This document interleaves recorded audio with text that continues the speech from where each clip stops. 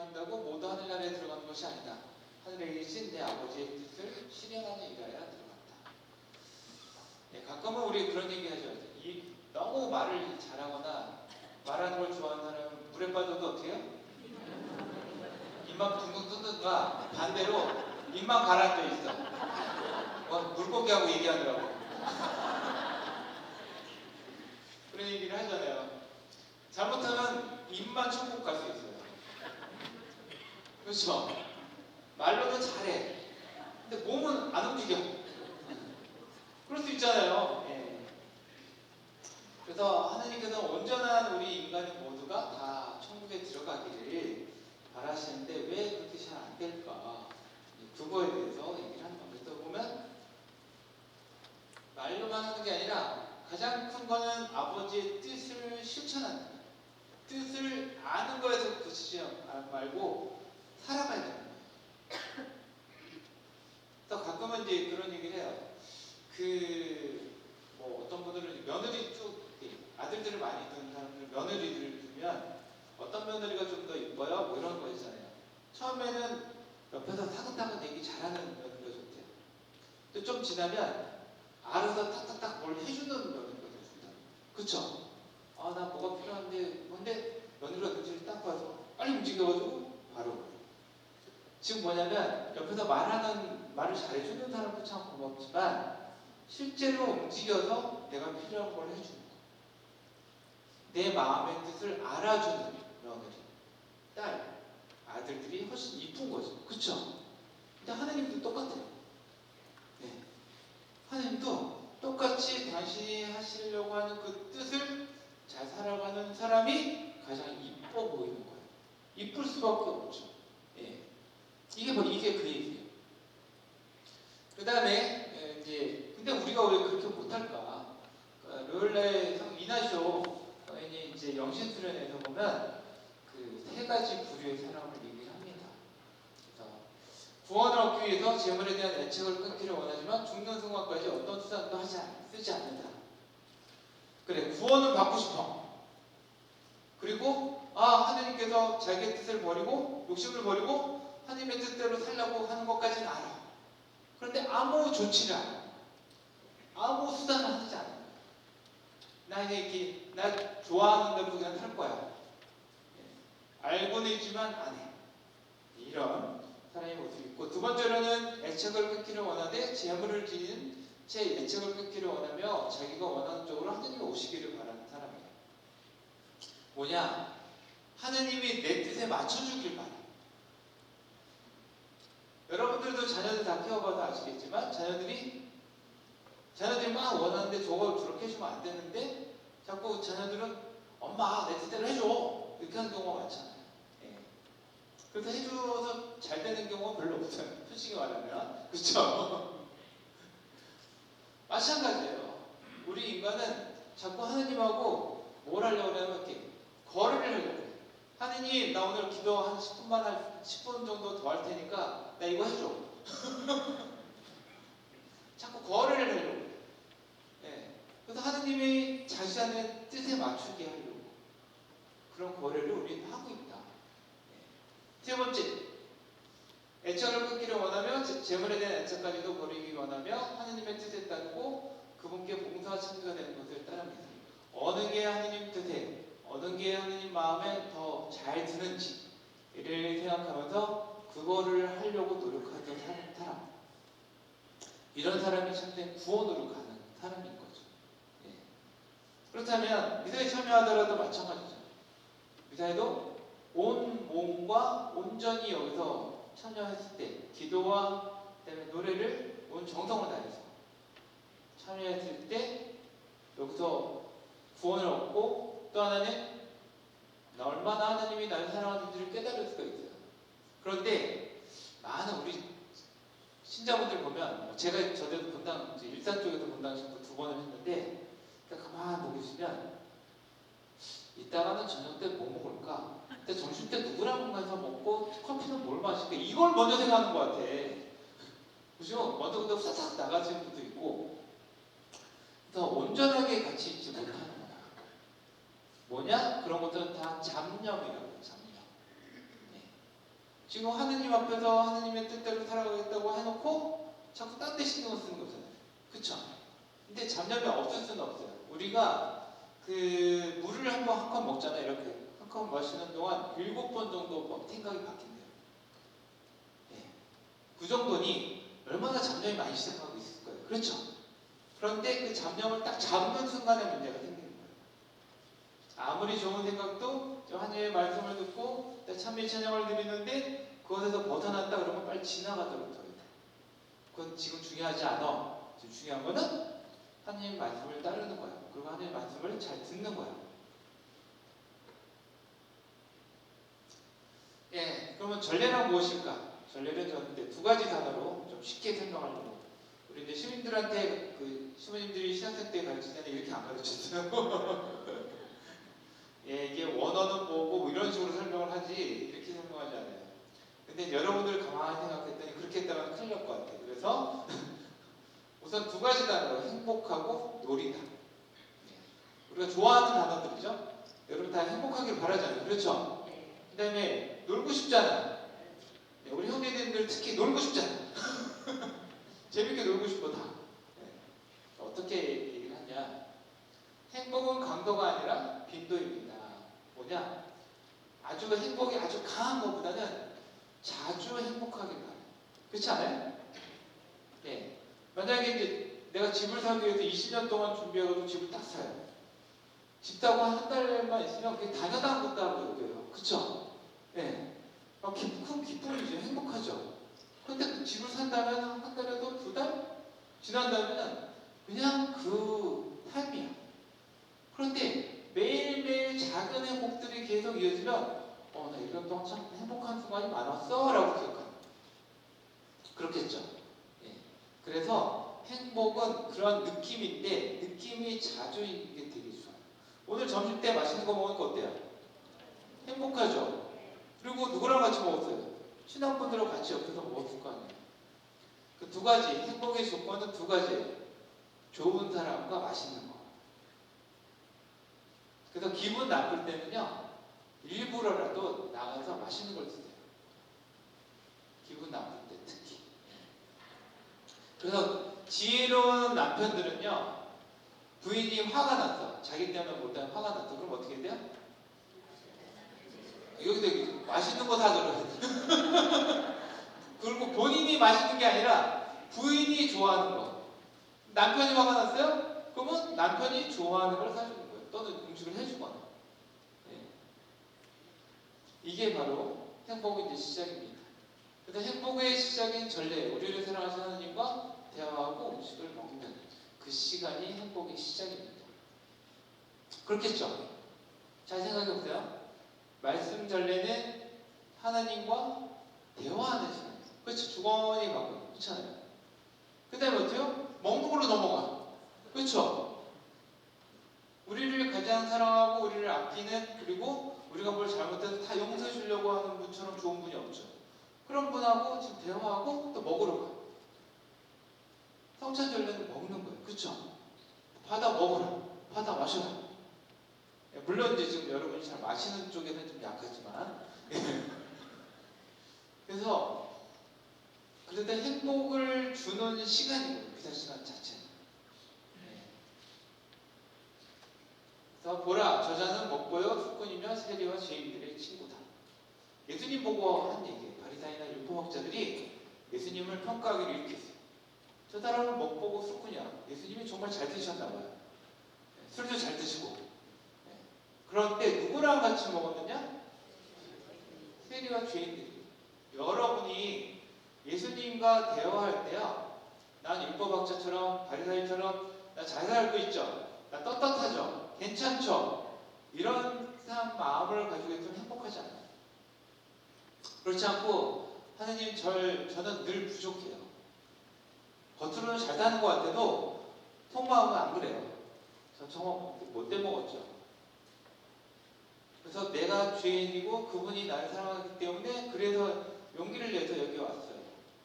이런 마음으로 왔을 때 하느님이 하시는 말씀이 나에게 정말 달콤하게 느껴져요. 정말 행복감을 주는 말씀이에요. 왜 세리와 죄인들이 예수님하고 계속 식사하려고 그랬을까요? 그들에게 힘이 주고 되고 용기를 주고 희망이 되고 평화를 주는 말씀을 하시기 때문이에요. 근데 내가 떳떳하다고 하는 바리사이나 율법학자는 늘 거슬렸어요. 예수님의 말씀이. 왜? 얘들은 겉으로는 잘 사는 것 같은데 속으로는 안 그래요. 속으로 정말 하나님 앞에서 죄인이라고 생각해야 되고 정말 하나님 앞에서 저는 하잘 것 없는 종입니다라고 얘기해야 되는데 그게 아니라 사람 앞에서 군림하려고 하는 권력자가 되려고 하니 너희들은 하나님 앞에 가서 내세울 게 없을 거다. 이런 얘기를 하니까 우리에게도 똑같은 얘기를 하는 거예요. 그래서 하나님을 만나러 올 때는 저는 죄인입니다. 당신이 나를 구원해 주셔야 됩니다. 내 스스로 구원을 할 수가 없어요. 바리새인과 율법학자들이 교만한 이유는요. 하느님이 없어도 난 구원받을 수 있다라고 생각하면서 가장 큰 오만에 빠진 거예요. 왜? 바리새인과 세리의 기도에도 잘못해요. 하느님, 전 1년에 한 주간에 2번씩은 단식하고요. 11조도 바치고요. 그 다음에 제 기도도 열심히 하죠. 저는 구원받을 자격이 충분해요. 판단은 누가요? 하느님이 하는 건데 자기가 무슨 판단하는 그 세리 보고 아유 저 맨날 동족지나 빨아먹고 저 죄인이 있잖아요. 동료에 대한 같은 사람에 대한 애정이 없어요. 안타까워야 되는데 그런 게 없고 하느님이 제일 싫어하는 인간상인 거예요. 그래서 우리가 미사 올 때 나는 어떤 모습으로 하느님을 만나러 오느냐 굉장히 중요합니다. 그 다음에 놀이란 두 번째는 행복에 대한 거는 하느님 나를 사랑하는 하느님과 만나러 오고 같이 먹는다. 네. 특히 예수님의 몸을 모시면서 하나가 되는 그러한 행복을 주고 있고요. 두 번째 놀이는 규칙이 있죠. 예. 7발 뛰기, 뭐 다방구, 그다음에 오징어 게임, 옛날에 놀았던 거 비석치기 그렇잖아요. 규칙이 있어요. 그 규칙을 안 따르면 같이 놀 수가 없어. 두 번째로는 여럿이 함께 하는 거예요. 요즘 아이들이야 컴퓨터로 하고 있지만 예전에 어때요? 다 동네 사람들이 모여야 돼요. 아이들이 같이 모여야 돼요. 예. 여럿이 함께 하는 거예요. 세 번째 성취해야 할 목적이 없어요. 뭐냐? 놀이를 같이 한다고 성적이 올라가요? 안 오르죠. 돈을 벌어요? 아니, 돈 벌려고 하는 거 아니야. 세속적인 목적이 없어요. 그냥 그 시간이 즐거운 거예요. 그렇지 않아요? 그렇잖아요. 우리 어렸을 때 놀았을 때 그 시간에 친구들랑 노는 시간이 제일 즐거웠던 거예요. 근데 언제 끝나요? 엄마가 얘들아 밥 먹어라. 해 떨어지고 배고프고 그러면 그때 들어가는 거예요. 예. 그러면서 뭐가 생겨나요? 사회성이 생겨요. 그리고 우리라는 공동체가 생겨요. 그리고 규칙을 따를 줄 알아요. 이런 걸 자연스럽게 어른들이 안 가르쳐줘도 그걸 놀이를 하면서 배우는 거예요. 미사는 그래서 규칙이 있으면서 같이 여럿이 하는데 특별한 목적은 없어요. 이 세속적인 돈을 벌거나 내가 어디 지위로 높이 올라가거나 그렇다면 무슨 명예를 갖거나 이런 목표는 없어요. 다만 하나의 목표가 있다면 구원을 받는 거예요. 그리고 함께 노는 멤버 중에 우리 공동체 이론도 있지만 하느님하고 같이 놀고 있는 거예요. 자기도 모르는 사이. 그게 미사예요. 전례예요.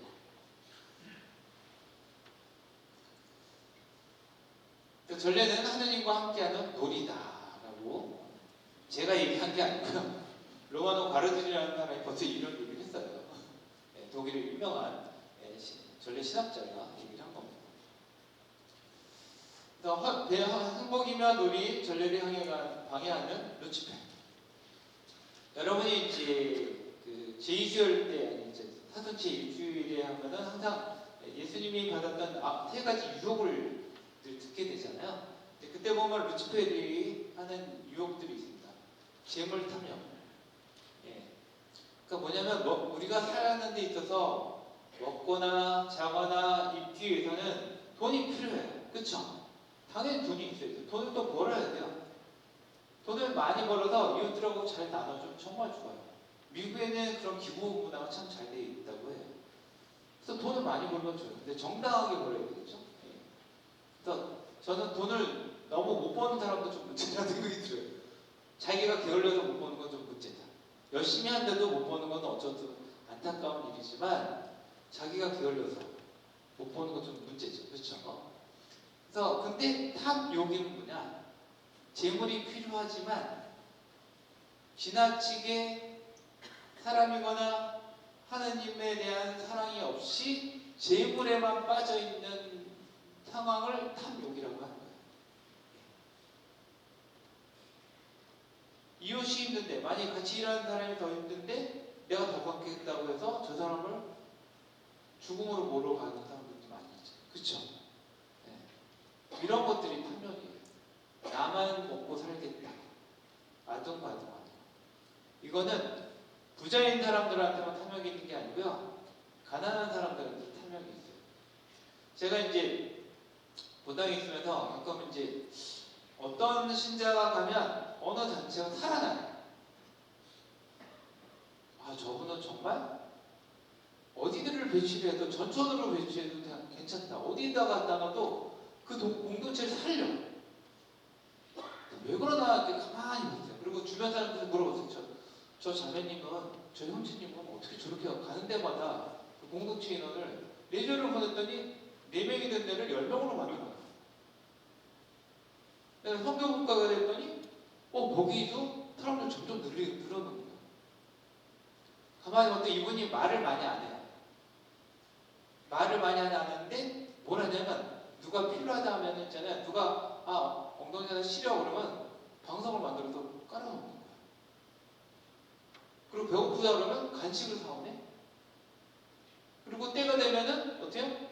누구 추일이다 그러면 우리 한번 식사하러 갑시다 그러는 거예요. 식사를 딱 내는 거예요. 이런 사람인데 살아나요. 네. 그리고 서로 화기애애해가지고 서로 안 보여서 탈이야. 그리고 집에 갈 생각을 안 해. 이게 문제긴 하죠. 반면에 어느 자매님이거나 어느 형제님이 가면 그 공동체가 와해가 돼요. 10명이 있던 데가 5명으로 줄어들어요. 왜 그러냐 했더니 이 사람은 말이 많은데 단순히 말 많은 게 아니라 고집이 센 거예요. 자기가 생각한 대로 하지 않으면 안 하겠다고 버티는 거예요. 니들이 잘못했다고 또 뭐를 지적하고. 그래서 그 사람만 가면은 1년도 안 돼서 반으로 주는 거예요. 이게 왜 그러지? 욕심이 있는 거예요. 남의 얘기를 듣지 않고 내 것만 중요해요. 시너달리다를 못하는 거죠. 함께 걸어가는 걸 못하는 거예요. 남의 얘기를 경청을 하지 않기 때문에 자기 도리만 커지는 거죠. 두 번째로는 허영심입니다. 허영심, 명예. 어디 가서나 이제 진짜 봉사하려고 하는 사람이 장을 맡는 경우에는 굉장히 살아나요, 공동체가. 그런데 어디 가서나 내가 장을 해야 돼. 나만큼 잘하는 사람 없어. 그러면서 한 사람들이 있어요. 저도 본당에 있을 때 어느 신자분이 이제 식사를 자꾸 하자래요. 특히 이제 사목회장이 바뀔 때쯤에. 왜 그러나 해서 식사를 같이 했더니 자기를 사목회장으로 뽑아달라는 거예요. 명예는 굉장히 커요. 그 휘하에 대자들이 많아요. 대자들을 어떻게 뽑는 줄 아세요? 자기 자매님이 그 예비자 교육 봉사 담당이에요. 그 돈 있는 대자들만 뽑아가지고 대자를 삼는 거예요.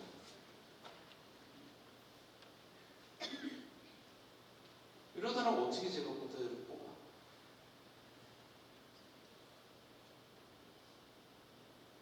뭐예요? 욕심을 내는 거예요. 명예요. 허영심. 세 번째로는 교만이에요. 아까 이게 다 교만이 밑으로 이렇게 깔려 있기 때문에 생각하는 거예요. 나만큼 잘하는 사람 없어. 내가 최고야. 사사건건 여기저기 간섭을 해. 내가 이 일을 제일 잘하라고 여기저기다. 가만히 봐주면서 그 일 쉽지 않은데 정말 잘하고 있네요. 박수 쳐주지 않고 여기저기 지적을 해요. 네. 우리 가톨릭 교회 안에도 성당 안에도 우리도 모르는 사이에 이렇게 루치페한테 이렇게 유혹에 빠져 있는 사람이 많구나를 깨닫게 돼요. 네. 또 우리 안에 근데 이제 어떤 사람들도 그럴 수 있지만 우리 안에도 그런 모습들이 있어요. 자기가 성찰을 깊이하면 나도 모르는 사이에 이런 탐욕이 있었구나, 허영심이 있었구나, 그리고 교만이 잔뜩 빠져 있었구나 하는 것을 깨닫기 시작하면 그래서 이제 이거를 이겨나가야 되는 방법은 수도자들이 하는 이제 세 가지 복음삼덕이 연결이 되어 있는 거죠. 청비는 아무것도 안 갖는 게 아니라 나한테 꼭 필요한 것만 갖고 나머지는 이렇게 내려놓는 거예요. 정말 꼭 필요한 거. 그 다음에 이제 모욕이 있죠. 모욕은 뭐냐? 남이 막 뭐라고 하더라도 그냥 하느님의 사랑에 의지해서 살아가는 거예요. 보통 이제 아까 제가 이렇게 그 공동체를 살리는 사람들의 얘기를 했는데 그 사람들은 처음에 욕을 많이 먹어요. 쟤는 뭘 하려고 저렇게 우리를 뭘 사주고 가질 때도 뭘 간식을 만들어 오고 우리한테 뭐 바라는 거 있는 거 아니야? 이러면서 은근히 모욕감을 줘요. 일부 사람들이. 그런데 그걸 뻗치고 난 그냥 사랑하는 마음에서 하는 건데 하는 거예요 그냥. 그 사람들이 뭐라고 하죠? 나중에 한 6개월 지나면 알아요. 저 사람은 우리한테 뭘 바래서가 아니라 우리한테 뭘 해주려고 그 마음이 크구나. 그 다음에 이제 세 번째로는 겸손이에요. 겸손이라는 거는 자기를 비하시키는 게 아니에요. 저는 아무것도 할 줄 몰라요. 저는 하는 게 없어요. 이게 아니라 그냥 그러셨어요. 남의 말을 잘 들으면서 내 거를 내려놓아 주는 거예요. 내 의견을 적을 수가 있어요. 저 사람 의견이 그렇다면 참 내 의견을 적어놓을게요. 참 좋으시네요. 박수 쳐드리고. 이게 정말 쉽지 않아요. 자존심을 이렇게 내려놓는 거예요. 가장 큰 겸손의 대가는 우리 예수님이죠. 겟세마네 동산에서 어떻게 해요? 자기가 고통받을 게 뻔한데 아버지 뜻대로 하소서라고 이렇게 내려놓잖아요. 완전히 내려놓죠. 왜? 아버지가 하려는 일이 너무나 큰 좋은 일이야. 근데 나는 힘들어. 하기 싫어! 도망가고 싶어! 그런데 그 사랑이 그냥 의지하는 거야.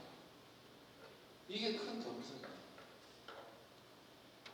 근데 이제 가만히 보면 여러분은 자녀들한테 이기나요? 지나요? 대부분 지죠? 그렇잖아요. 자녀 이기는 부모님 없다고 하잖아요. 왜 그럴 것 같으세요? 사랑이 더 많은 쪽이 사랑이 적은 쪽을 이렇게 질 수밖에 없어요. 그만큼 부모가 자녀를 더 사랑한다는 거예요. 그래서 여러분은 자녀를 더 사랑하기 때문에 져주는 거예요. 그래서 나는 내가 말하는 것을 하지 않고 오히려 내가 싫어하는 것을 합니다. 바오로 사도도 자기가 좋아하는, 인간적으로, 세속적으로 좋아하는 것들이 많았겠죠. 그런 거를 내팽겨두고 내가 싫어하는, 인간적으로 내가 싫어하지만 하나님이 원하는 걸 하는 거예요. 그래서 또 다른 행복, 인간적인 행복이 아니라 하나님이 주시는 행복을 계속 꿈꾸는 거죠. 그리고 하나님이 원하는 게 이거구나를 깨달을 때마다 행복한 거죠. 주님과 함께 가는 길이 전례. 그럼 전례는 어떻게 하나님과 함께 갈까? 어딜까요? 엠마오로 가는 두 제자들이 예수님과 함께 걸어가는 저 누가복음인데 성서 구절에서 가장 전례를 미사를 잘 설명하는 성서 구절이 이거예요. 엠마오로 가는 제자. 미사에서 말을 건네시는 하나님께서 계속 말을 건네세요. 얘야 참 잘 왔다. 내 말 좀 들어다오. 너는 어떻게 답하게 할래? 이러면서 계속 말을 건네주고 있는 거예요. 엠마오로 가는 두 제자는 누가복음 24장 13절에서 35절까지의 말씀인데요. 맨 처음에 예수님께서 그들에게 걸어가면서 무슨 말을 주고받느냐 하고 물으십니다. 그들은 침통한 표정을 한 채 멈춰섰습니다. 뭐냐면 예수님께서 금요일날 돌아가시고 그 다음에 이때는 부활하신 날이에요. 근데 아침에 예수님이 부활했다는 얘기를 듣긴 했는데 자기네들 직접 못 뵌 거예요. 그래서 그 엠마오로 가야 되니까 떠난 거예요. 근데 아직은 자기네들은 예수님을 부활한 예수님을 못 봤기 때문에 아직 그냥 누가 헛소리 해놨다 했어요. 신통한 이유가 뭐야? 가장 위대한 스승이라고 했던 제자 예수님이라고 생각했는데 너무 힘없이 돌아가신 거예요. 뭔가를 일으킬 줄 알았어. 유대인들 안에서 뭔가를 혁명적으로 뭘 이룰 줄 알았어. 근데 그게 안 된 거예요. 그러니까 자신들이 가장 존경했던 그분을 잃은 것 때문에 침통한 거예요.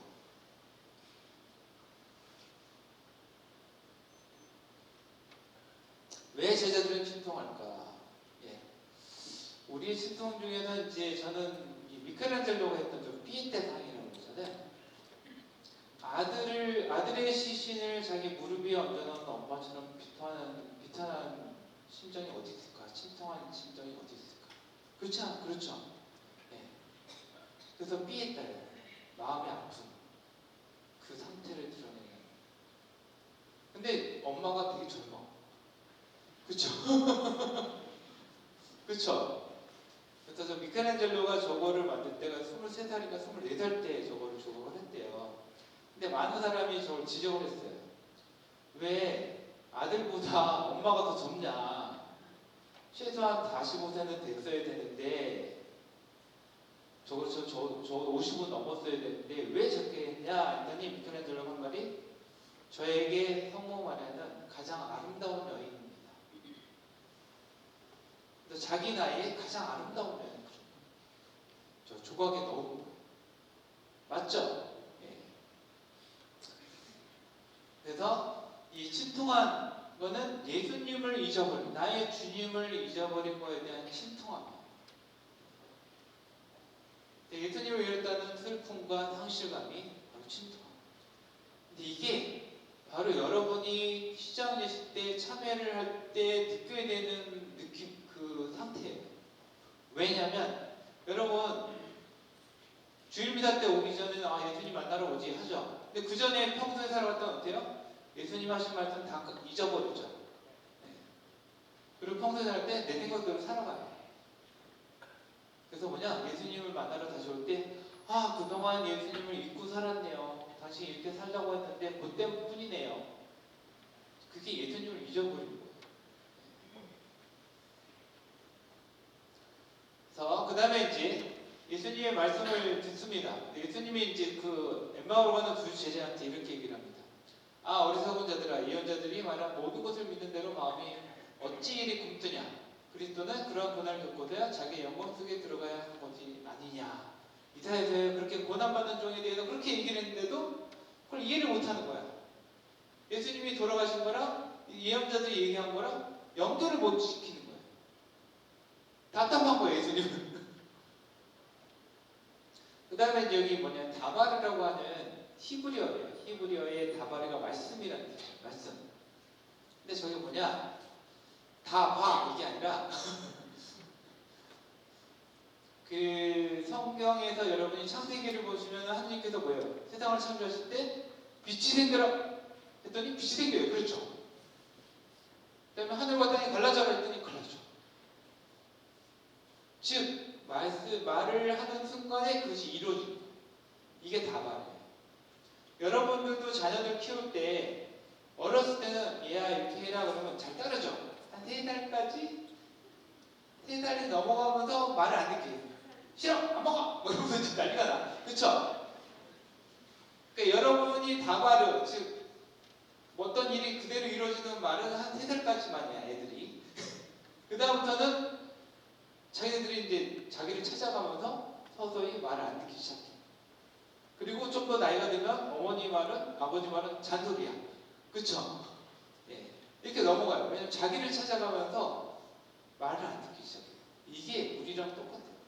우리도 우리 자신을 막 찾아가면 하는 말을 잘 안 들어요. 그리고 잔소리를. 늘 하시던 얘기 또 하는 거네. 이번 주에 또 얘기하셨네? 잘 살라고 늘 하던 얘기잖아. 근데 안 들어. 그쵸? 예. 그래서 하나님도 계속 우리에게 창조적인 말씀. 언제 들어주느냐? 하나님 그 말을 잔소리가 아니라 날 정말 사랑해서 하는 얘기구나 하고 다시 한번 왜 저런 얘기를 할까를 되돌아보면서 내가 그 행동대로 했을 때 그때 그 말이 창조적인 힘을 지닌 말이 되는 거예요. 그래서 하느님의 말씀도 마찬가지입니다. 원래 창조적인 힘을 가졌는데 우리가 그 말을 안 들었기 때문에 잔소리가 되고 지나가 버리는 헛소리가 되어버리는 거예요. 주일날마다 하느님은 계속 다발을 이게 말씀을 들려줘요. 근데 그거를 힘있게 만드는 건 우리가 나에게 정말 사랑 어린 말씀을 하시는구나 하고 행동을 옮길 때 창조적인 힘이 된다는 거죠.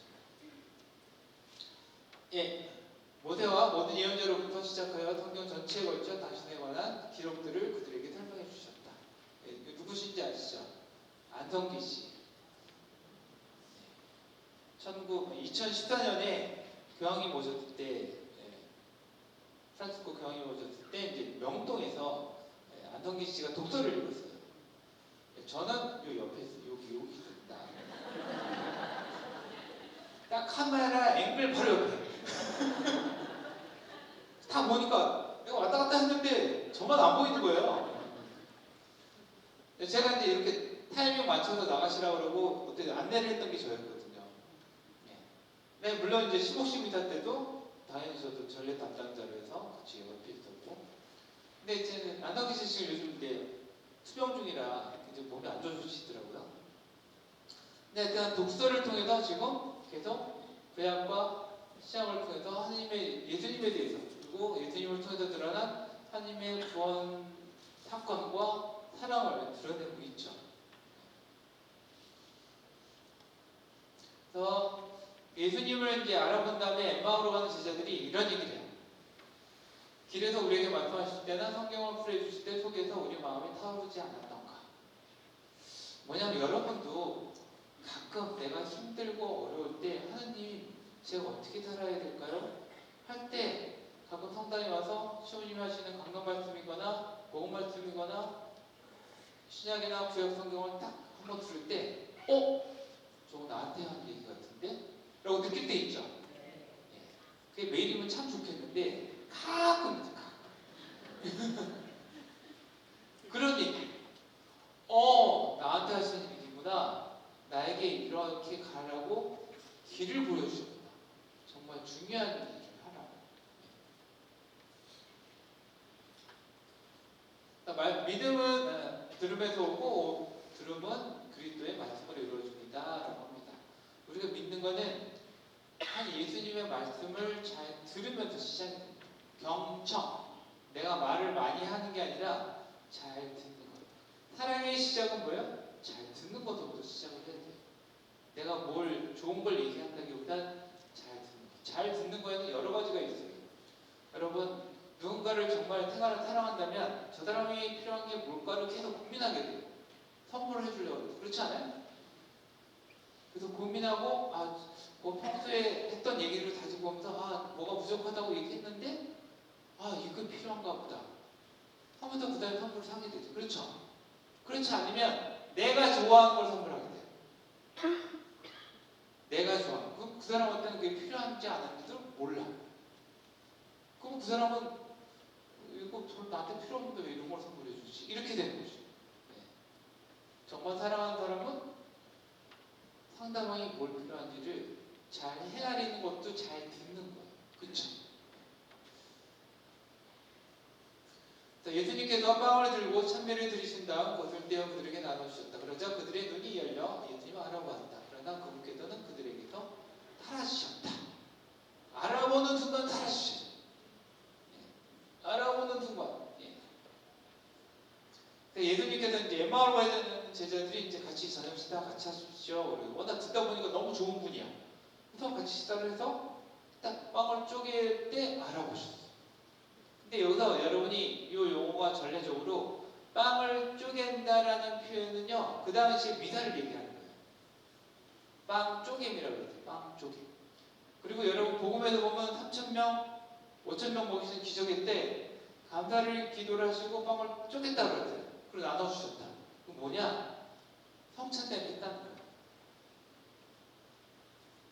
그때 많은 사람들을 먹여주셨습니다.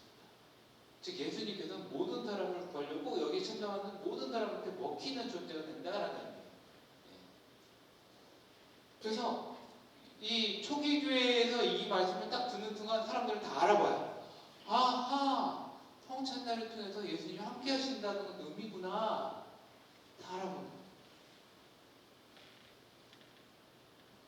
또 그들이 곧바로 일어나 예루살렘으로 돌아가 보니 11제자와 동료들이 모여 정령 주님께서 되살아나셔 시몬에게 나타나셨다라고 얘기하고, 또 그들도 길에서 겪은 일과 빵을 뗐을 때 그가 알아보게 된 일을 이야기해 주셨다. 뭐냐, 예수님을 알아보는 순간부터는 자기 예수님 만난 체험이 되잖아요. 그쵸? 그분 살아계셔, 우리가 만났어, 입이 끈질끈질해, 어디 가서 얘기를 해야 돼. 그쵸? 그래서 어떻게 돼요? 가던 길을 멈추고 돌아가.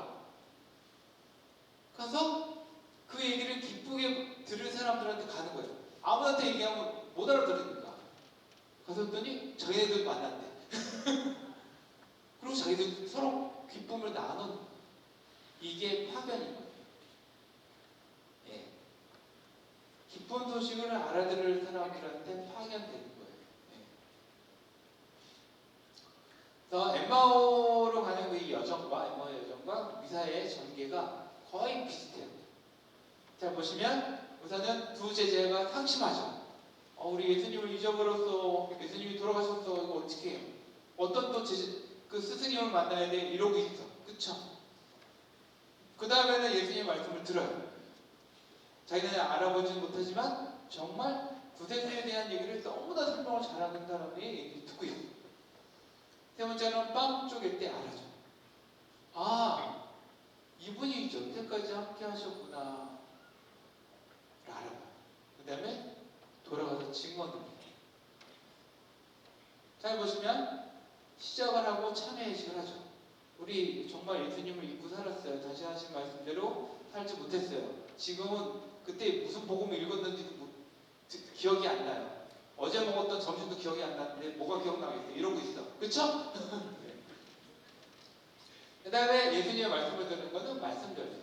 그쵸? 여러분 1독서 있고 2독서 있고 복음까지 있고 강론까지 들어요. 예수님에 대해서 지금 4번이나 듣는 거야. 네.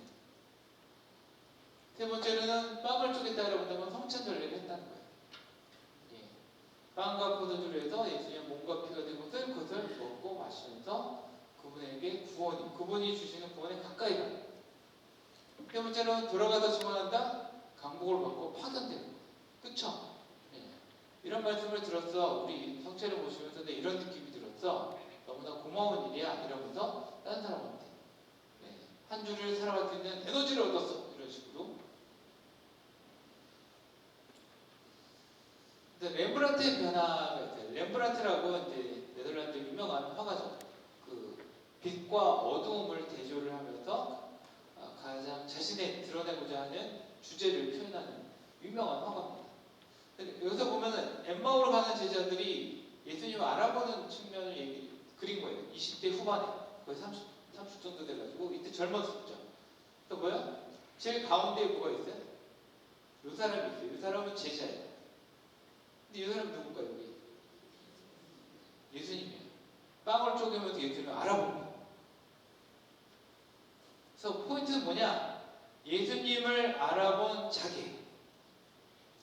예수님을 알아본 자기가 주제, 중심이에요. 그런데 20년이 지났어요. 1948년에 똑같은 주제를 그렸어요. 근데 제일 가운데 누가 있어요? 예수님이 있죠. 이제는 내가 주인공이 아니야. 예수님이 자연스럽게 주인공이 되는 거예요. 삶이 바뀐 거예요. 예전에는 예수님이 하는 걸 내가 알아보는 내가 주인공이야. 그런데 어느 순간에 그분이 나의 중심이 돼서 그분이 중심이 돼서 주인공이 되어버린 거예요. 이게 큰 변화예요. 만약에 여러분이 내가 뭘 알아보는 게 더 중요하다면 아직도 요 단계에 와 있는 거예요. 근데 자연스럽게 예수님이 하신 일이야 라고 툭툭 얘기를 하고 있다? 영적으로 굉장히 많이 성숙됐다라고 얘기를 할 수가 있습니다. 그 다음에 이제 세 번째 전례에서 하느님 알아보기. 예, 제가 좋아하는 그림이면서 늘 성찰하는 그림입니다. 누가 그랬을까요? 레오나르도 땡? 미켈란젤로. 네. 레오나르도 다빈치는 최후 많잖아요. 근데 분이 레오나르도 다빈치고 여기 이제 천지창조하고 최후 심판 미켈란젤로. 어디냐면 시스틴 성당에 있어요. 그리고 천장화에 있어요. 그거 보고 딱 목이 아파요. 근데 저는 이제 손님들이 올 때마다 제가 10년 동안 로마에 있으면서 손님들 올 때마다 이제 들어가서 보게 되는데 이제 이 그림을 보면 늘 성찰을 하게 돼요. 잘 보시면 여기는 누굴까요? 이런 예 하나님의 아버지예요. 여기 누굴까요? 아담이겠죠. 아담의 창조죠. 근데 여기 옆에 원래 아리따운 여인이 있어요. 아담에게 하와를 선물해 주려고 하는 장면이에요. 근데 하느님은 어때요? 쭉 뻗어 있어요. 어떻게든 다 하려고 쭉 뻗고 있어. 근데 아담은 어때요? 근데 거만하지 않아요? 달려면 타고 말려면 하고 전 별로 원하지 않아요? 왜 그런데요? 이러고 있어. 이게 우리 인간의 모습이에요. 미켈란젤로가 자기가 노년에 가만히 묵상해 보니 우리 인간이 이런 모습이다. 내 모습이 이렇다. 저거 보면서 저도 성찰하게 되죠. 하느님은 나를 어떻게든 좋은 데로 이끌어 주려고 하는데 나는 별 관심이 없네. 그냥 당장 나에게 필요한 것만 원하네. 내 편한 것만 생각하네. 이게 아담의 모습이에요. 그런데 여하튼 여기에 떨어져 있죠. 여기를 이어주는 게 바로 전례예요. 즉 하느님과 우리 인간을 연결해 주는 곳이 바로 전례다. 네, 요거는 눌러줘야 되는데 밑에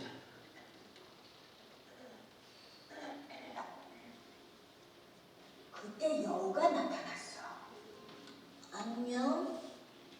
너 참 예쁘구나. 이리 와서 나랑 놀자. 난 아주 쓸쓸하단다. 그렇다면 제발 나를 길들여줘.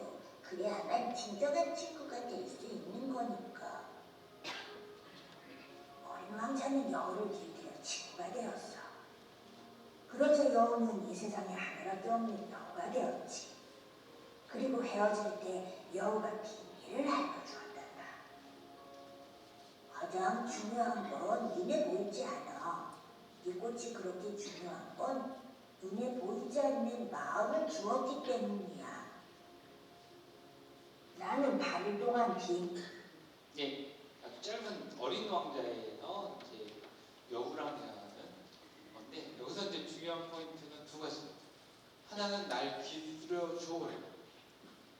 나를 길들여 줘. 그래서 서로 길들이는 거는 서로가 하나는 사인을 알아본다는 거예요. 사인을 알아본다. 여러분들이 오랫동안 같이 살거나 친한 친구거나 이렇게 하면 어떻게 돼요? 저 사람이 한마디에 하면 지금 뭐가 필요하구나. 하면 뭐가 필요하구나. 알아. 그쵸? 서로 사인이 통한다는 거예요. 그쵸? 친구가 된다는 건 이런 관계예요.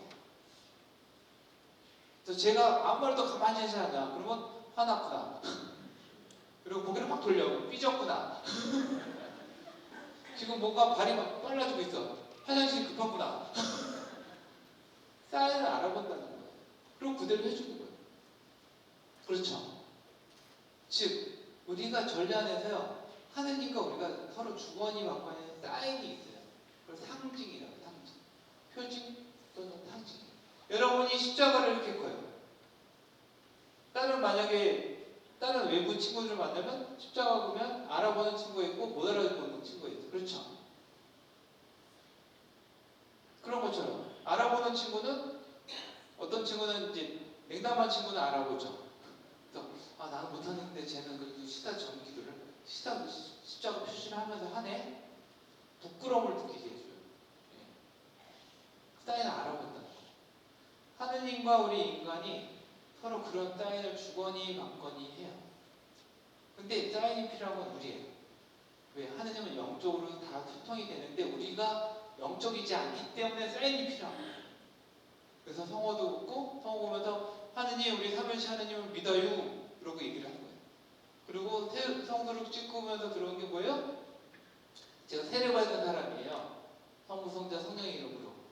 그런데 그렇게 못 살았으니 나를 그동안 죄 지었던 것도 좀 정화시켜 주세요. 그런 의미에서 밖에서 오는 거예요. 들어서 무릎을 꿇거나 가만히 앉아서 하나님을 십자가를 바라보거나 감시를 바라보면서 제가 왔습니다라고 인사하는 거예요. 이런 사인을 주거니 받거니. 그렇죠? 예. 이거를 잘 알아야 서로 길들여진다는 거예요. 내가 하나님한테 길들여주고 가장 소중한 하나님의 사람이 되는 거죠. 예. 그 다음에 이제 두 번째로는 이 상징의 표징을 잘 드러나는 데 더 중요한 건 보이는 것보다 보이지 않는 게 더 중요한 거야 라고 했어요. 하트를 이렇게 해요. 근데 하트 자체가 사랑인가요? 아니죠. 근데 하트를 이렇게 보여주면 나 너에 대해서 사랑하고 있어. 마음을 주는 거야. 그거랑 말하지 않아도 말하지 않은 그 뒤의 내용을 알아듣는 거예요. 이게 중요한 거예요. 근데 이걸 할 때 고마워요 라고 얘기를 할 수 있어요. 그렇죠? 이게 서로 주거니 받거니 하는 관계가 되는 거죠. 이게 전례에서 그래서 예비자들이 그 처음에 어려운 게 뭐냐면 이 사인을 몰라. 그래서 힘들어요. 용어도 잘 모르고. 예. 그때 여우가 나. 여우는 지나가고요. 또 다른 사인. 프란젤리코의 이제 귀도 디 피에트로가 원래 이름인데 프란젤리코라고 하는 그 도미니칸 수사님이에요. 이분이 이제 유명한 그림이 이거예요. 스테고지. 많이 봤을 거예요. 1400년대에 그림인데 저기서 잘 이제 사인이 있어요. 사인을 어떻게 보면 천타를 잘 보내요. 천타의 손과 손가락. 하나는 어디로 가요? 위로 가고 하나는 중에. 뭐냐, 당신에게 아주 하느님이 큰일을 하실 겁니다. 이제 아이를 뵐 겁니다. 라는 얘기를 해요. 그래서 근데 누가 그 얘기를 했는지를 전달하라고 그러냐 위로 보면 어떻게 되겠어요? 여기 성부가 있어요. 성부. 아버지 하느님입니다. 그쵸? 이제 보이죠? 그 다음에 여기서 내려주는 게 있어요. 살찐 비둘기처럼 보이는 비둘기입니다. 비둘기. 성령입니다. 성령. 그래서 성부가 성령을 보내서 누가 들어가요? 예수님이야. 어머니 뱃속으로 들어가는 거야. 즉 삼일째 하느님이 함께 하시는 일이다 이거는. 그런데 그 일이 뭐냐를 또 한쪽에 그려놨어요. 여기 젊은 남녀가 어디 숲속에서 쫓겨나는 거예요. 뭐야? 에덴 동산에서 아담과 하와 쫓겨나고 있는 거예요. 즉 뭐냐? 이 가브리엘 대천사가 성모님한테 하는 얘기가 뭐냐면 저거를 예수님이 다시 원래 상태로 돌려놓을 건데 이게 구원이다. 그 얘기를 하려는 거예요. 죄를 지어서 죽음이 왔고 그 다음에 에덴 동산에서 쫓겨났던 그 일을 원래 우리가 창조됐던 모습대로 돌려놓을 거다. 그걸 이렇게 그림에다 다 표현을 한 거예요. 그냥 보면 잘 모르잖아요. 그쵸? 설명을 들으니까 이제 아시겠죠? 그림 볼 때마다 누구는 보니까 저 잠옷 멋있을 것 같은데 이런 얘기만 하고 있고 날개를 있으면 야 날개 멋있다는 얘기를 하는데 멋있긴 하죠. 네, 레브란트의 돌아온 아들에도 많은 사인이 있습니다. 정말 화가들이 위대한 화가들은 대단하다는 생각이 들어요. 저 그림 안에 그냥 그 하느님의 사랑을 펑펑펑 넣어놨어요. 그래서 사순시기 때문에 저거 그려놓는 저기다가 해놓은 거죠. 이제는 여러분이 보고 더 묵상을 많이 하셨으면 좋겠어요. 저는 아버지의 얼굴, 눈이 어때요? 눈이 떠져 있나요? 뜬 듯 감은 듯. 뭐냐면은 그 하느님 아버지는 우리가 그동안 저질렀던 모든 죄를 다 따지지 않으세요. 중요한 거는 나한테 돌아왔던 거예요. 그 아들이 방탕했던 모든 재산을 다 가져가서 다 쓰고 이제는 먹을 게 없으니까 나한테 오네? 그리고 혼내는 게 아니라 나한테 온 것만으로도 정말 다행이다. 근데 어떻게 해요? 그래서 그 뒤에 흔적을 보지 않겠다는 의지를 하고 손을 잘 보세요. 오른손 왼손이 다르죠? 하나는 아버지 손이고 하나는 어머니 손이에요. 하느님 아버지는요, 아버지 같으면서도 어머니 같은 거예요. 아버지 사랑도 있고 어머니 사랑도 있는 분이에요. 예, 이 사랑으로 끌어안고 있다는 거예요. 그 다음에 이제 신발도 벗고 있죠. 한쪽은 벗기고 한쪽은 거의 뭐 너무 헐렁헐렁 하셔서 지금 뭐냐, 이거는 이제 제가 묵상한 건데, 모세가 떨기나무에서 하느님을 만났다 어때요? 이곳은 거룩한 곳이니 신발을 벗어라. 사랑과 화해가 이루어지는 곳은 거룩한 곳이에요. 하느님의 사랑이 느껴지는 곳이에요. 그리고 보시면 이 아들의 안기는 곳이 뱃속의 배, 자기가 태어난 곳, 태어난 곳으로 다시 원래 위치로 가려고 하는 그 노력이 보이는 거죠.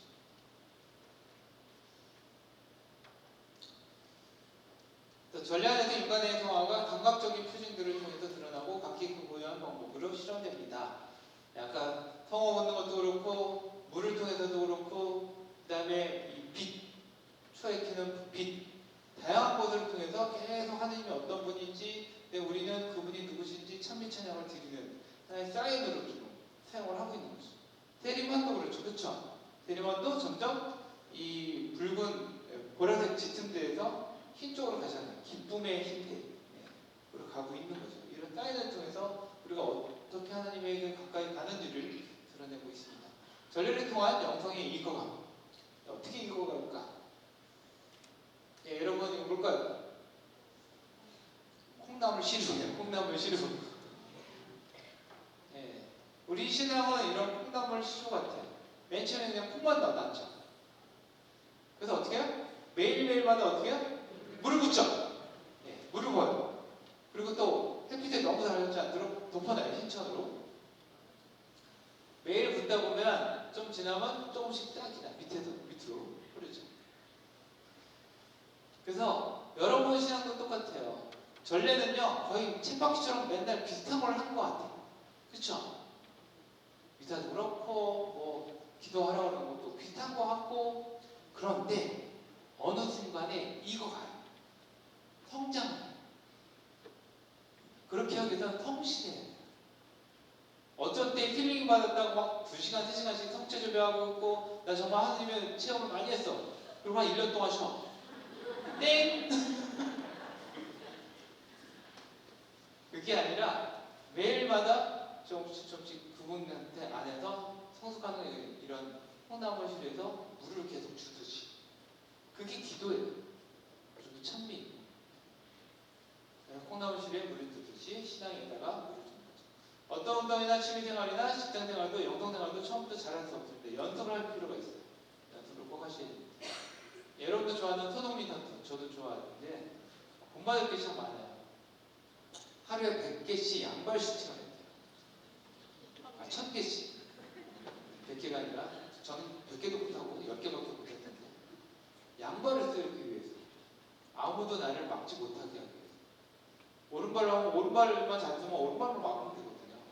왼발도 쏘니까 막지를 못해요. 우리 최준호 씨는 축구를 참 잘하시는 분이에요. 요즘에 저몸매를 어떻게 축구할까 막 이렇게 똑같이 모르겠지만 이제는 정말 정말 지금도 잘하실 거예요. 지루하지만 성공에 대한 희망으로 그 지루함을 사랑한 손흥민. 근데 지금 위대한 거물이 됐죠. 월드 클래스가 됐죠. 의식하기. 첫 번째로는 우리도 마찬가지예요. 저렇게 잘 익어가기 위해서, 성숙한 신앙인이 되기 위해서는 의식하기. 오늘 우리에게 일용하여 주시고, 또 오늘 너희는 주인 목소리에 귀를 기울여라. 너희 마음을 부디게 하지 마라. 즉, 내일부터 잘해야지가 아니라 오늘 들은 거 하나라도. 여러분이 제일 못하는 게 뭘까요? 다이어트 아닌가요? 특히 이제 자매님들, 우리 형제님들은 담배를 끊는다든지 술을 끊는다는 게 제일 힘들고, 근데 보면은 다이어트 하는 자매님들 얘기를 듣다 보면 참 재밌어요. 그래서 저한테도, 스님 오늘부터 다이어트 하려고요. 그래요? 근데 또 식사하러 가도 식사할 때는 밥을 한 공기 드시는 분이 반만 먹어. 와 진짜 다이어트 하시나 보다. 근데 어디서 무너질까요? 카페 가서. 카페 가면 커피만 차만 시키지 않고 꼭 빵 같은 거 잔뜩 가져와. 그래서 이분이 맨 처음에 버텨요. 다이어트 하겠다고. 나 먹으면 안 돼. 나 커피만 안 줄 거야. 나 마시다가 옆에서 자꾸 꼬셔. 야, 이거 정말 맛있다. 그리고 맛있고 행복하게 먹으면 0칼로리야. 그래서 한번 먹어볼까? 그래서 저 조금만 먹은 줄 알았어. 한번 먹더니 맛있다. 그래서 한 번에 확 무너져. 그쵸? 네, 우리도 많이 그래서 우리의 신앙도 이렇게 많이 잘 무너집니다. 그렇죠? 그래서 오늘부터 의식하면서 조금씩 늘리는 거. 그래서 오늘에 집중해서 전례 동안은 스마트폰과 좀 멀어지길 바라고요. 잡념을 흘려보내기 때문에 미리 와서 제대나 십자가 감시를 보면 멍 때리기. 자꾸 뭘 하려고 하지 말고 가만히 그냥 하느님 저 왔어요. 예수님 너무 힘드시죠? 저도 힘들어요. 그래서 멍 때리고 계세요. 5분이든 10분이든 상관이 없어요. 그래서 그분과 친근하게 그냥 그리고 얘기를 하더라도 그냥 속으로 어제 뭐 무슨 일이 있던데 누가 무슨 말 했는데 마음이 좀 상했네요. 힘드네요. 툭 던지세요. 그러니까 좋은 얘기를 하려고 그러지 말고 그냥 속에 있는 걸로 툭 던져주세요. 우리가 너무 예수님이나 하나님한테 좋은 얘기를 하려고 해서 기도를 잘 못해요. 기도는 하나님과 편안하게 대화를 한다 생각하시면 돼요. 그러다 보면 막 내 얘기를 하다 보면 내가 얘기하다가 그게 끊기잖아요. 이제 하도 얘기를 많이 했으니까 예수님한테. 그러면 예수님 뭐 할 얘기 없어요 하고 듣는 시간이 생겨요. 근데 어느 순간에 그 마음에서 이렇게 하라는 건가라는 울림이 있어요. 그게 응답이에요. 근데 의외로 내가 생각했던 응답이 아닌 경우가 많아요. 그게 바로 예수님의 흐름이에요. 그 다음에 이제 외적인 것을 통해서 내적인 것을 드러내시기 바랍니다. 말이나 동작이나 행렬이나 침묵 다 내 내적인 것을 외적으로 표현하는 거예요. 말에는 노래도 들어가는 거예요. 찬미도 드리고 말도 하고 기도할 때 같이 한 목소리를 내고 그 다음에 동작 십자 성호 올 때 같이 십자 성호 보고 그 다음에 보라 하느님의 어린 양 할 때 같이 보고 보라 그랬더니 저는 황공합니다 못 봅니다 그러고 고개 숙이지 마시고 그 다음에 행렬할 때 같이 행렬하고 정치 행렬하고 보건 행렬하고 그 다음에 침묵 지킬 때 같이 침묵하고 그 다음에 마음으로 믿어 의로움을 얻고 입으로 고백하여 구원을 얻습니다 라고 하는 로마서에 있는 것처럼 입으로도 잘 고백을 하셔야 됩니다. 네, 공동체와 함께하기. 너희 가운데 두 사람이 이 마음에서 이 땅에서 마음을 모아 무엇을 청하면 하나님께서 다 들어주신대요. 근데 혼자가 아니에요. 두 사람이 있어요. 두 사람이 마음 모으기가 쉽지 않아요. 부부간에도 마음 모으기 쉽지 않죠. 그렇죠? 근데 저 말이 맨 처음에는 두 사람 충분히 모을 수 있지 않나? 정말 힘들어요. 음식을 같은 거 먹기도 쉽지 않을 때도 있어요. 그렇죠? 그러니까 마음을 먹는 거예요. 공동체가 하는 거예요. 함께 하는 거예요. 코로나 팬데믹 시기에 비대면을 좋아하는 신자가 있었습니다. 저한테 솔직하게 얘기해요. 주님, 성당에서 꼴 보기 싫은 신자들을 보지 않아도 좋았어요. 어디 놀러 가거나 집에 쉬어도 죄책감이 안 들어서 좋았어요. 솔직하게 저한테 얘기를 하더라고요. 그래, 솔직해서 좋다, 야. 기뻐하고 즐거워라는 이제 교황님의 권고가 있어요. 성덕에 관한 권고예요. 또 뭐냐면 구원 역사에서 주님께서는 한 백성을 구원하셨습니다라는 얘기예요. 한 백성, 한 개인이 아니라 개개인이 아니라 한 백성, 공동체라는 뜻이에요. 공동체 안에서 구원이 이루어진다. 악마가 제일 잘 쓰는 방법이 뭔지 아세요? 너만 잘해줄게요. 사기꾼이 제일 잘 쓰는 게 너에게만 특별한 대우를 해줄 거야. 이게 사기꾼들이 제일 잘 써요. 남한테도 다 그렇게. 그래서 여기에서 해방되려면 저한테만 똑같이 그거 하지 마시고 똑같이 해주세요. 이렇게 하기 쉽지 않아요. 왜냐 우리도 남한 특별 대우를 받기를 원하는 욕심이 있거든요. 완전하게 선도하기 이제 마지막입니다. 어머니의 교회는 모든 신자가 전례관에 의식적이고 능동적이고 완전한 신뢰라도 인도되기를 간절히 바랍니다. 완전한 처음은 처음부터 끝까지. 중간쯤 와서 중간 좀 지나면 바로 나가고 이게 아닙니다. 처음부터 끝까지 함께 해요. 미리 와야 되겠죠, 미사. 옆집의 성인들, 그래서 이렇게 잘 훈련이 되고 노력을 하시면 옆집의 성인이 돼요. 그래서 무한한 사랑으로 자녀를 키우는 부모들, 가정을 부양하고자 열심히 일하는 수많은 남녀, 그다음에 병자들 한시도 밑으로 잃지 않는 노 수도자가 있습니다. 날마다 한결같이 앞으로 나가는 분들에게서 저는 투쟁하는 교회 성도를 봅니다. 그래서 옆집 이웃 안에서 발견되는 성덕이고요. 그 사람들 안에서 하나님의 현존을 반영합니다. 자, 지금도 명동에 가면 예수를 믿으시오. 예수님을 믿지 않으면 지옥불입니다. 이렇게 사람들이 있어요. 아무도 그걸 떠보지 않아요. 그런데 어려운 사람을 이렇게 도와주거나 힘든 사람들을 이렇게 격려해주는 사람한테는 사람들이 시선이 가요. 왜? 내가 잘 못하는 건데 저 사람이 정말 그러면 원래 저렇게 살아야 되는 건데, 즉 예수님의 이름으로 자꾸 뭘 선포하는 것보다 사랑의 이름으로 행동하는 게 훨씬 큰 힘을 준다. 그랬을 때 당신은 어떻게 그렇게 그런 일을 남들이 잘 안 하는 걸 그렇게 열심히 잘하냐 하면 예수님이 그렇게 하라고 그랬잖아요. 그때 예수님을 얘기를 하는 거죠. 그때 여러분은 옆집에 성인이 됩니다. 성령 마더들에서 이렇게 얘기를 했다고 합니다. 생각을 조심하세요. 언젠가 말이 되니까. 말을 조심하세요. 언젠가 행동이 되니까. 행동을 조심하세요. 언젠가 습관이 되니까. 습관을 조심하세요. 언젠가 성격이 되니까. 성격을 조심하세요. 언젠가 운명이 되니까. 어떤 생각을 가지고 어떤 말을 하고 어떤 행동을 하느냐에 따라서 그 습관이 되면 못 고쳐요. 또 처음부터 어떤 생각을 하느냐서부터.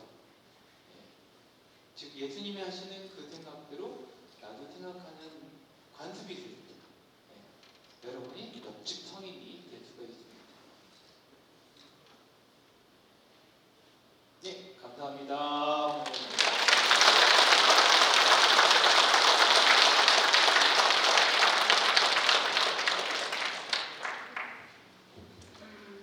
네, 다시 한번 우리 좋은 강의 해주신 김종식 씨를 위해서 박수 한번 칠까요?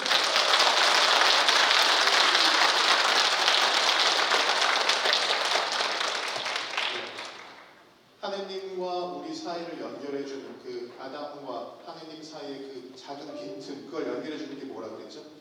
전례, 미사라고 그랬습니다. 우리가 그 소중한 시간들에 함께 늘 이렇게 주일날 함께 모여서 하고 있다는 거, 그리고 그것이 나 혼자를 위한 그런 시간들이 아니라 누구를 위한? 우리 모두를 위한. 그래서 이 미사는 공동체가 함께 할 때 의미가 있는 거라는 거 우리가 또 함께 기억하면서 앞으로 드릴 미사들 안에서 정말 즐겁게 신부님이 아까 전례에 대해서 정말 저 역시도 큰 깨달음을 얻었던 게 전례는 늘 뭐 엄숙해야 되고 그래서 뭐 핸드폰 벨소리도 울리면 안 돼, 옆 사람이랑 놀면 안 돼 이렇게 생각했는데 그게 아니라 전례는 두 가지 행복하고 놀이라고 생각하면서 실제로 그렇다고 여러분들이 여기서 뭐 난장판을 벌여 이러시는 게 아니잖아요. 그죠?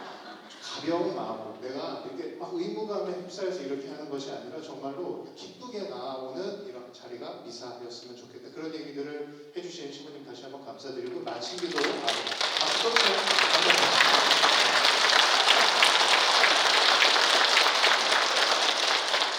마친 기도 영광송 바치고 이제 집에 돌아가도록 하겠습니다. 성부와 성자와 성령의 이름으로 아멘. 영광이 성부와 성자와 성령께 저와 같이 이제와 항상 성부와 성자와 성령의 이름으로 아멘. 네, 조심히 돌아가세요.